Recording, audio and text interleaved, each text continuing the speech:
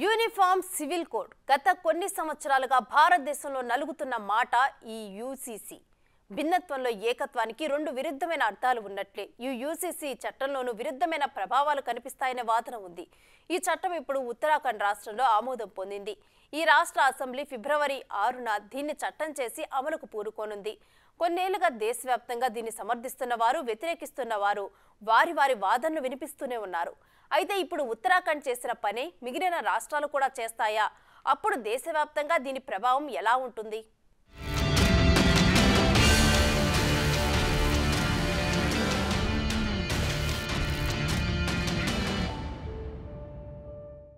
భారతదేశంలో పౌరుల వ్యక్తిగత చట్టాల్ని రూపొందించి అమలు చేయడానికి ఒక ప్రతిపాదనే ఈ యూనిఫామ్ సివిల్ కోడ్. ఇది మతం, లింగం, లైంగిక ధోరణితో సంబంధం లేకుండా పౌరులందరికీ సమానంగా వర్తించే చట్టం.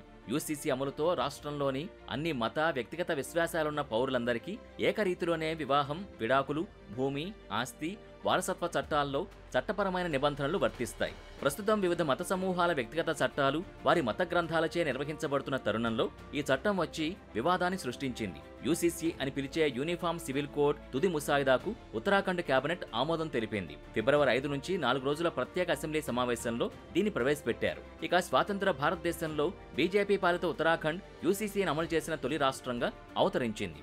అయితే పోర్చుగీస్ పాలన కాలం నుంచి గోవాలో యూసీసీ పనిచేస్తుండగా తాజాగా ఉత్తరాఖండ్ కూడా అదే కోవలో చేరింది. కాగా త్వరలో అనేక రాష్ట్రాలు ఉత్తరాఖండ్ని ఆదర్శంగా తీసుకుంటాయని, యూసీసీని అమలు చేయడానికి రాష్ట్రం అందించిన ముసాయిదాను ఉపయోగిస్తాయని సీఎం ధామి ఆశాభావం వ్యక్తం చేశారు.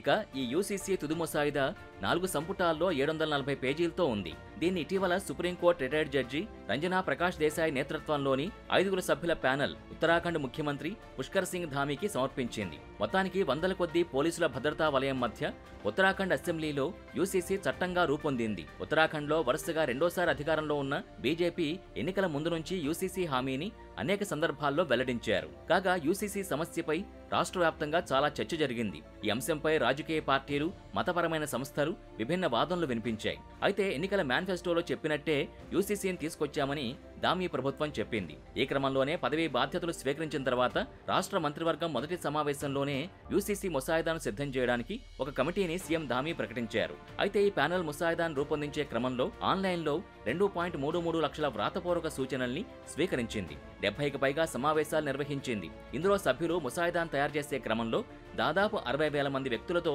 సంభాషించారు. మే 2022లో ఏర్పడిన కమిటీ ముసాయిదా దాదాపు 2 ఏళ్లు 4 పొడిగింపుల తర్వాత రాష్ట్ర ప్రభుత్వానికి అందజేసింది.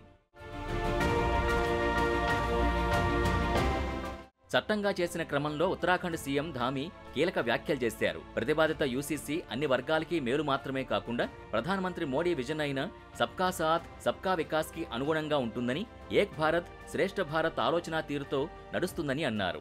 ఇక యూసీసీలోని అనేక ప్రతిపాదనల్లో బహుభార్యత్వం, బాల్య వివాహాలపై పూర్తి నిషేధం, అన్ని మతాల్లోని బాలికలకు ప్రామాణికమైన వివాహ వయస్సు, విడాకుల కోసం ఎవరికైనా ఒకే ప్రక్రియ ఉన్నాయి.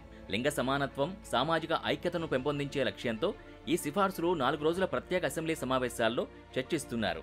ఇక ఈ యూసీసీ ముసాయిదా పౌర జీవితంలోని వివిధ కోణాలకి ఆపాదించబడుతుంది. వారసత్వ హక్కులు, తప్పనిసరి వివాహ నమోదు, బాలికలకు పెరిగిన వివాహ వయస్సు, వివాహానికి ముందు వారి విద్యాభ్యాసాన్ని సులభతరం చేయడం వంటి సిఫార్సులున్నాయి.